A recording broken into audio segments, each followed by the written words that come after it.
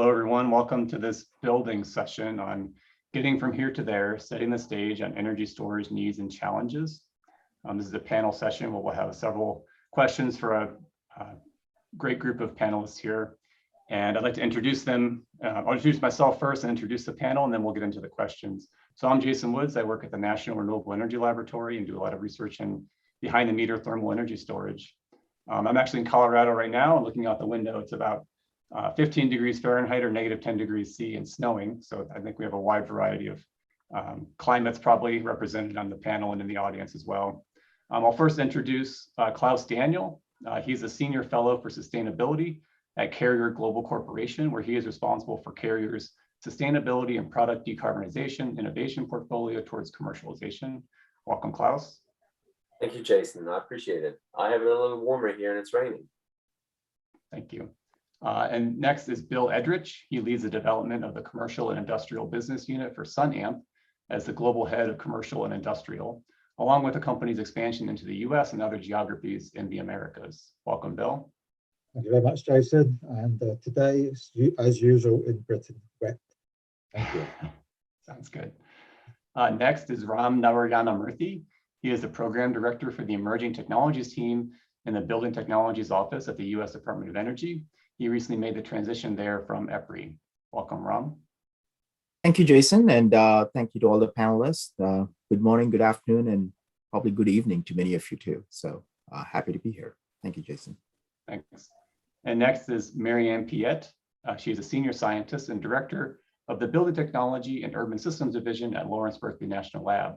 She also leads the CalFlex Hub, which is pioneering new technologies in advanced communication and controls to enable buildings to receive automated dynamic pricing and greenhouse gas signals. Welcome, Marianne. Thanks, Jason. Great to be here today. And actually, I want to start a question for you, Marianne, as maybe the National Lab representative. The theme of the day is driving accelerated energy storage discovery to deployment for decarbonization. So thinking about that, accelerating that timeline of discovery to deployment, how do we make sure we're getting technologies developed now so that they're ready to deploy when they're needed? Jason, thanks for the question. I'm going to start by introducing some work that we worked with the Department of Energy recently around something called grid interactive efficient buildings. And we recently published a roadmap, roadmap.lbl.gov, and that roadmap talks about the need for technologies that can interact with the grid. So buildings, historically, we've done a lot of work on energy efficiency, using less energy. But it's not just about how much energy you use, but when you use the energy. And that's where storage is really an important technology and one of the foundational concepts for grid interactive efficient buildings. And that can be thermal or electric, and it might also be the building mass. So when we think about getting these technologies ready, we need to start with, what do we want them to do? We want them to be energy efficient. So we want their round trip cycle to minimize energy losses. And we want them to be grid interactive. So we need controls and communications. So we want to use as much of that clean energy that's available from renewable energy systems and use less on the grid at times when those systems aren't as available. It is a sunny day here in Berkeley. And the picture behind me is our Flex Lab, which is a facility to help us study technologies in building scale test beds and de-risk the technology. So when we think about the research agenda, we want to make sure that we're thinking about what is needed for grid interaction and how can we create low carbon buildings that support a low carbon grid and provide flexibility. So we want to understand what the needs are from the grid operators, how building owners can save money on their bill. And we need to understand how to accelerate the testing and development of those technologies so the value proposition is clear to the manufacturers building them, to the owners investing in them, to the utilities that want to interact with them. So we want communicating technologies, we want grid interactive controls, and fundamentally, we want storage systems that integrate with HVAC or whole building loads, again, whether thermal or electric, And we have a really exciting set of technologies in the pipeline to accelerate decarbonization and interactive energy storage in buildings. Thanks, Marianne. That's great. Ram, I want to turn to you. Marianne mentioned a lot about grid interactive technologies. Are we doing enough to understand the value proposition of these storage technologies, whether it's value to the customer or value to the overall grid system? And are we able to pass that system value on to the customer through things like demand charges, or are there other things that are needed? Yeah, that's a great question, Jason. And Marianne, thanks for the lead-in. So as part of the work that we are all engaged in, especially around the concept of grid efficient and grid interactive buildings, we do look very much at the confluence of thermal and electrical storage. Marianne also mentioned thermal mass in buildings. That's a pretty significant area to look at too. Ultimately, when we think about the value of storage to the customers, more and more what we hear, I think what we're seeing is more around the concept of resilience. Yes, there's value of storage to the grid and to the energy system, whether it's thermal or electrical. But what customers actually look for is also the resilience value. So I don't know if we have really figured out how to combine the two value sets to the customer. Value to the customer in terms of cost savings comes mainly through value to the grid. So when we think about cost savings from storage, that's usually a reflection of the energy rates and the energy cost to the customer, which in itself is a reflection of the value to the grid, right? So I think we are still exploring the totality of customer value. For many of us who've been in thermal storage for many years, we know the hardships, we know what it's taken. There is, I'm sure Bill's going to talk a lot about his journey. There are good instances, especially around chill water storage, large ice storage systems, where we have been able to provide enough value to the customers. But in this new era, in this new world, we really have to think about the different value streams and figure out if the main value to the customer is through resilience.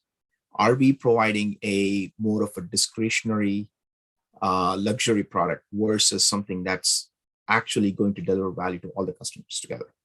So I think there's more research to be done, more value to be done, valuation studies to be done. And it's not just the economic value, but also the perceived value that we really have to understand from a customer perspective. And knowing that, I think, is really going to help us design solutions with thermal storage or electrical storage in buildings. Yeah, and that's a good segue into what I was thinking about next. I do research in thermal energy storage, but there's also electrochemical energy storage, and both those could be useful for buildings. And so, Bill, maybe as a technology provider, one question I often ask myself is, should we think of battery and thermal storage as being just competitors, or are there ways to kind of use those technologies together? Thanks very much, Jason. We certainly hear that occasionally being put to us on a sort of commercial perspective, but our view is absolutely not. We see real benefits of actually having both thermal storage and electric battery storage, or in our case, thermal battery storage, working together. And we've got to remember that 50% of the final energy demand of the Earth, or for humans, is in thermal energy. It's either for cooling, it's for heating, it's for processed energy, and the other 50% is used in essence for power and also for traction. And so there's a real importance that we've got to remember that electrical batteries they're very complex pieces of equipment that we've actually managed to develop. They store very high grade energy, which is electricity. And we should actually keep that energy for the things that we actually need to actually power machines, power computers, power vehicles, and stuff like that. And for thermal energy storage and thermal batteries that we use in Sunamp, the sources of those materials are abundant. They're very, very cheap. They can be accessed readily. And in essence, we should look at storage from both a thermal and electrical perspective at what is the final demand that we actually need for that energy coming from effectively the storage device, and look at it from that perspective. So absolutely, they have to, and they will work together. We will, as we move forward over this next decade, look to build electrical and thermal batteries together into systems that will actually enable us to meet low carbon. And I know later on, I probably want to pick up on what Ram said and Mary said around resilience. And maybe that's something we can maybe hold over into maybe another question, because that's actually going to become really, really important. Sure. Yeah. Thanks, Bill. That's great. I agree that there's a lot of thermal loads out there, including heating, cooling, and process for even industrial applications, although not the focus of this panel. Yeah. When I think about, I think Marianne, you said about low carbon buildings, right? That's a big focus right now. And then thinking about thermal loads, one of those thermal loads is heating. And a lot of times right now we're burning something to make that heating as opposed to using electricity. So Claus, I want to turn to you. We think about electrification, moving from gas or propane based equipment to electrification. Peak demand is expected to potentially triple by switching from gas driven equipment to electric driven equipment. So how can storage play a role in mitigating the impact of that? Yeah, thank you, Jason, for that question here. So there's something that really keeps us up at night is sort of how that new load profile will look like, right?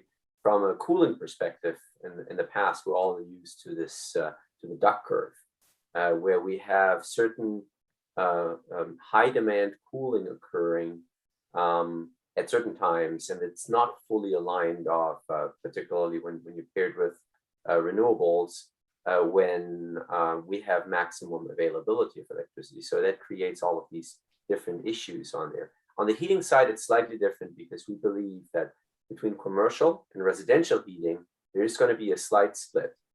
That will help with that peak right there. In addition to that, we're very busy with working really hard on cold climate heat pumps that enable us not to kick in resistive heatings until it's really desperately cold, right? That will help with the peak demand as well in that regard. Now then there is the rest left over. And in that regard, having energy storage solutions in the system that will really help keep that peak where it is manageable, I think that's really key. So we want to make sure that we're characterizing that well. It will also help us with not unnecessarily oversizing systems, right? The proper sizing of the system is really key to make enough room in terms of investments and capital expenditures, things like that, to create that opportunity to have adequate energy storage systems available as well. And that we need to explore that space very carefully to really realize that. Some commercial buildings, particularly in California, already have some thermal storage solutions in their heating in there. And they have found that opportunity of reducing system sizes is very beneficial when you have that energy storage backup there as well. Yeah, if I could just come in, I really support Claus on that thing around CapEx and the use of storage against what's actually generating the heat, or what's generating the electricity if you're using it from electricity. And that's certainly one of the questions that's certainly coming to us now is how does storage cost within the whole of the system? Where does it sit within the system? The system cost. So wind turbines costing this much, heat pumps are costing this much, storage is costing this much. Where does it sit, and where's that line where you put storage in as compared to actually putting more generation on, whether that's generation at a building level or generation at a system level? Yeah, so the CapEx piece is whether you're looking at CapEx of the heat pump and also the storage and how those things, sizing of those things, but also comparison to CapEx of the status quo of the grid, right? What would you do instead of trying to do storage? Precisely. Precisely, and no capex of the if it's microgrids or distribution networks and things like that. Yeah. So Bill, I'll come back to you on another question related to this. Is it possible to really value? It kind of goes back to the question of value we talked about with Ram earlier. To move forward with some of these technologies for heating applications, there's not really a market necessarily for them, right? This is a future problem of electrification. We have a lot of gas burning appliances still in the US, at least. So there are few utilities with peaks in the winter, but a lot of peak in the summer.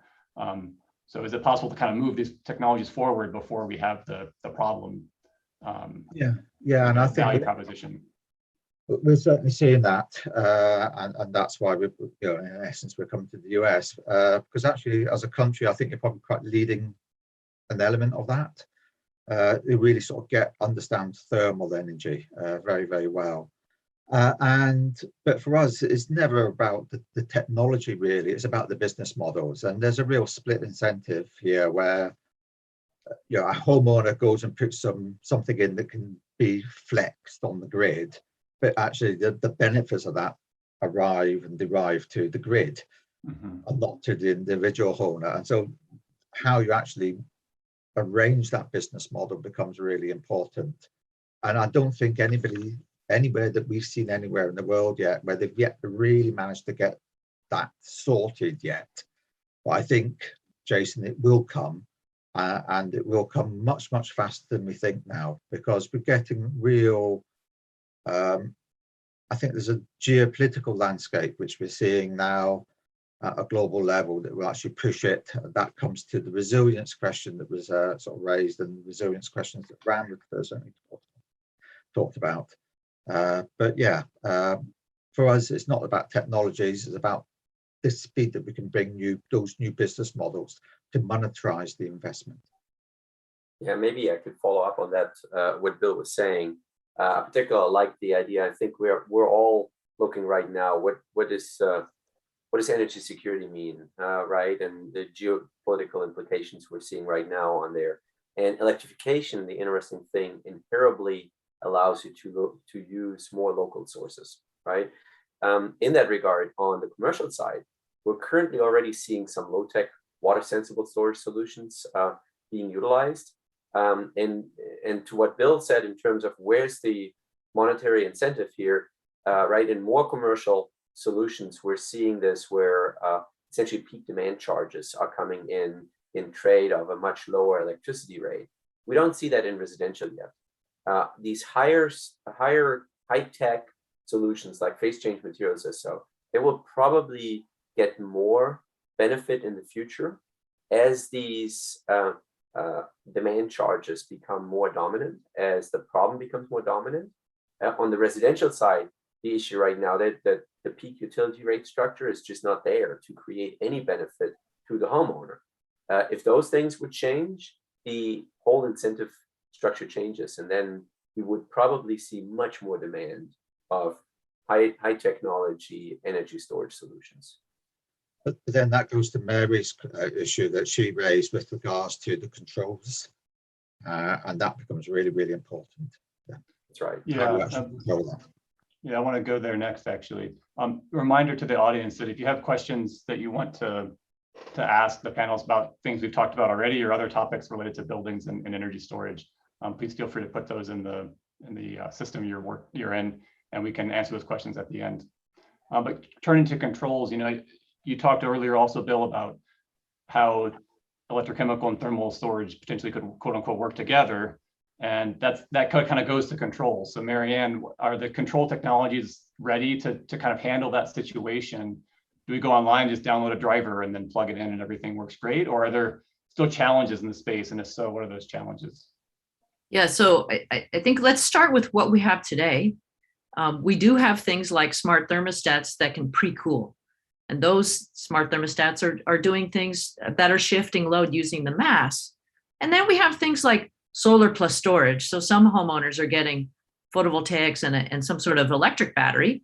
And that system, unfortunately, is not hooked up with the rest of the loads in the house. So we don't have a lot of controls that are controlling multiple components. And it's really exciting to think about predictive controls And I think the question that we were just talking about what are the incentives to the customers and what are the electricity rates?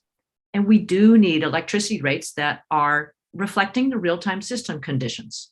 So some control systems are able to take a greenhouse gas signal in real time or a real-time pricing signal. And there is a lot of work we're doing on how to integrate the communication with the grid signals with predictive controls, model predictive controls that look at the outside temperature, the number of people, the price of electricity, how clean the grid is. And we need more interoperability. So we actually do need our fans and our chillers and our storage systems and our lights and our plug loads to be monitored and controlled as a system. And we're thinking about not just an individual building, but a community. Maybe it's a city block, or maybe it's a campus or a group of buildings. We do see on campuses that we can have this predictive control that has storage tanks and chill water temperatures and things like that that are integrated. So there's a really exciting set of activities that require us to very quickly describe the way the storage is integrated with a building automation system or a smart home control, and allow the customer to have a lower bill because they're taking advantage of grid signals and saving money using electricity at the cheapest time of the day, or managing those demand charges, or responding to a real-time greenhouse gas signal. So a lot of exciting work there, and we really need to collaborate across the stakeholder community to accelerate the development of these kinds of controls.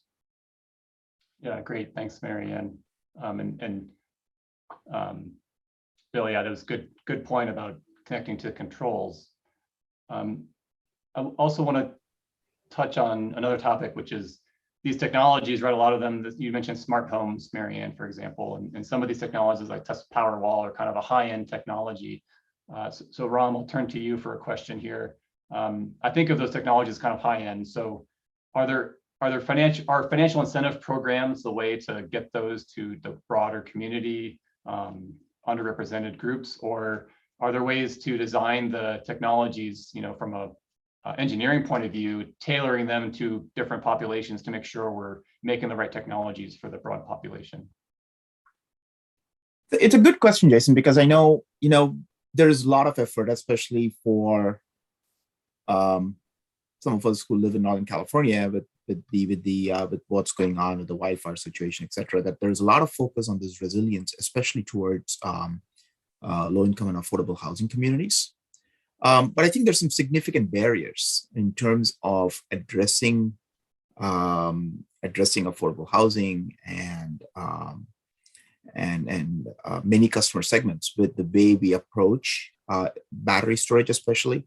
So if you think of where solar plus storage is going in, if it's going in through the solar providers, a lot of customers are not able to avail of those technologies because of issues like credit scores. So you have very low penetration in single family affordable housing. And then in multifamily, there's very interesting programs like the self-generation incentive program. But the problem in multifamily is that the way we set up our virtual net metering, battery storage doesn't really provide resilience to the customers in their homes. Because it goes into the common area. So when we think that we are providing resilience, but essentially we are providing resilience to the common area. So there's still some technology barriers that have to be overcome to really provide resilience in an equitable manner. And that leads us, I think, to the third topic of thermal storage, which I think has greater potential in addressing this challenge, because now you can actually build in thermal storage. If you're doing central heat and water heating systems, you can put in products like Bill's product in terms of providing storage. We can provide storage through the thermal mass. We can provide storage and some flexibility through smart thermostats. We are also working on more advanced building envelopes that can make sure that, hey, even without power, that you're able to keep your homes more comfortable and more self-sufficient. So I think there's some significant questions we have to address in terms of applicability of the different building storage solutions in an equity context. And I think that's a challenge for us to look into. Yeah, I agree. I think it's an important piece for us to consider in both the policy and technology areas. I think maybe you had time for one more questions, and I think we have a couple audience questions coming in. We can go to those. We talked about the grid, the value to the grid. We talked about the customer, the building owner. There's a missing piece though, which is the person that actually installs the system at the building. And sometimes they have a lot of power and say in what technologies get installed. So do we need to train HVAC installers differently for integrating storage in the building, whether it's thermal or battery? And Claus, I think maybe this is a good question for you. Or do you think they might have unintentional pushback to like new technologies because they're unaware of them, for example? Yeah, Jason, that's a really good question. And that actually keeps us very busy these days, right? As we're pushing for more heat pump installations, for example, in new buildings, that's often less of an issue because you can lay out everything the way you need to, and you can have the adequate electrical service right outside, right? Because what you typically do is you have higher electrical requirements on the outside unit compared to traditional HVAC systems with natural gas-fired furnaces or something in that regard. So that's one aspect. In retrofits, that can be difficult when you don't have that electrical service there. So you need an additional electrician to get that. You might need an upgrade to your electrical panel, all of these things, and they're all hurdles. And we see that in real time.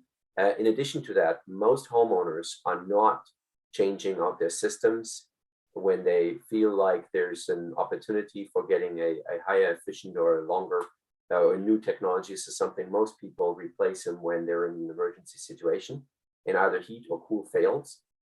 So they need a replacement right away. And at that point, we see that it's traditionally much easier for that technician to just go and replace one for one instead of thinking about what would be the best solution. That's where we try to get in and provide some training on it. On a lot of the new energy storage solutions, we could envision that there's new requirements for training coming alongside there. The tricky thing is that the average turnover rate on technicians is about 20% per year. So in that regard, a lot of the companies and a lot of these installation workforce, they want to wait with the training until a specific technology is really available. And they want to be able to really quantify what are the benefits. Why would my customer want it? I don't want to sell my customer something. I have to spend a lot of time on educating the customer on it. So these things are really interacting in that regard, and that will be very difficult. It'll become more complex on the training side there. Yeah. I fully agree with Claus there. So it's very difficult. These are new technologies. We've really got to step up on the training, really got to step up on the qualification, professionalization. But we should also be able to sell the jobs of the future. We need good installers, good electrical installers, good plumbers, and these are well-paid jobs. And we should be able to sell these jobs to people coming through out of school and out of college. Got it. Thanks, Bill. Does anyone else have any thoughts on that? Otherwise, we'll move into an audience question next. Really quickly on the controls front too, the installation is important, but we're going to need to do a lot of training, and especially as these systems start communicating with the grid, that's a very new concept for the controls technicians. Yeah, that's a good point. I've even heard stories of a thermal storage being installed at a building and a battery being installed at a building, and like there's no integrator to make those things talk to each other. So that's an interesting point as well. So there is one question here from the audience. So I'll read this. Curious about the panelists' thoughts regarding the impact of increasing lithium-ion battery deployment in buildings on fire safety for residents, businesses, and visitors. Does anyone have any thoughts on that? Yeah, maybe I could comment on that a little bit here from my past life when I was working heavily on lithium-ion batteries. One great aspect is that lithium-ion batteries, became much safer in the last 10 years. There's no question about that. However, they still introduce an additional fire risk into the home, into the building. And the challenge there is that even if the fire doesn't generate from them, but there's a fire somewhere close by, the lithium-ion battery contains all the needed elements for the reaction. The reductant and the oxidant are all inside the battery. So it's really hard to do. At Carrier, with our fire and security business around Piette and our Edrich security activities, we're thinking about that a lot as these things go up, because particularly in commercial buildings, there's certain fire code requirements that are getting harder and harder to meet when you have electrochemical energy storage devices like that in there. How do you ensure that a local fire around the battery system is not cascading into a disastrous event? How do you keep that under control? Those are key issues we're facing, and they will become bigger. So we're working on those solutions right now across the industry. Yeah, that's great. And I guess one maybe obvious, but I'll point it out anyway. There's thermal storage technologies, at least a lot of them. I wouldn't say all of them, but maybe don't have that disadvantage. So there's some possibility that if there is a concern about that thermal storage could be a good alternative to battery storage, although battery storage would likely play a role in many instances as well. And you're quite right there, Jason. So, our thermal batteries, okay, they use phase change material, but they're actually inorganic salt. So, on the vast majority of ones. So, work quite well in fire situations and not exasperating it further until it gets very hot, of course. Yeah. Does anyone else have any thoughts on that one? There is one other question here that came in. So this next question is, do you know of an example of a market that does have the right pricing signals to encourage storage in either commercial or residential? I could go first there, absolutely. So high-rise apartments in urban environments, especially where there's a lot of pounds or dollars per square foot associated with them. Absolutely, our very compact thermal storage will win in those situations, and is winning on those situations. And is the pricing signal there though? Is that just from the utility for the demand charges and time of use rates? No, it comes down to the speed that you can actually install the thermal storage in, and also the footprint size of it, and the fact that you can actually connect it to ambient loops and things like that. So reducing the capex down on trying to generate the heat or the cooling, reducing the size of the plant room, so you've got more room. The plant rooms just usually take a bit of space, so you've got more room, effectively more space to sell. So okay. Yeah, so it's going back to the capex question again of making the initial system cost less, even if there's not a pricing signal from the utility. And that's really driving it. I think along those same lines, right, we have had thermal storage in buildings for many years, and mainly driven by the reduction in capex cost and chiller size reductions, et cetera, right? So there's a way to get those in. Now, the other thing I wanted to just maybe bring up here is, hey, if our new metric is going to be carbon, which storage, let's just think about how storage actually helps us reduce carbon too, because when you start really thinking about decarbonization, it's not, yes, you're shifting energy use, but that's not really driving a huge amount of carbon reductions if you're doing that on a daily diurnal basis. But also, if you have round trip losses, they become more important in terms of carbon savings. So I think it's not, yes, we are all tuned to think in terms of cost and economic payback, but if we are really going to be looking at decarbonization and carbon as a currency, then let's also think about how storage helps or is valued in that currency. So I think the other key thing we're seeing is policy drivers. So the one which is really driving for us is the New York local law 97. That's really starting to focus, facility managers and real estate managers' minds. Mhm. Yep, there's always a policy piece and a technical piece, and those need to work together. Agreed. Yeah. So I think we're out of time, but I thank the panelists so much for your time and thoughtful responses. And we've had a comment from the audience saying, appreciate your thoughtful answers. So thanks so much. And I think we'll return back to the regular session, although we have a break, I think is the next agenda item here. Thank you, Jason. Thank you to the Thanks, audience. Thanks, Jason. Thank you. Thank you very much, Jason.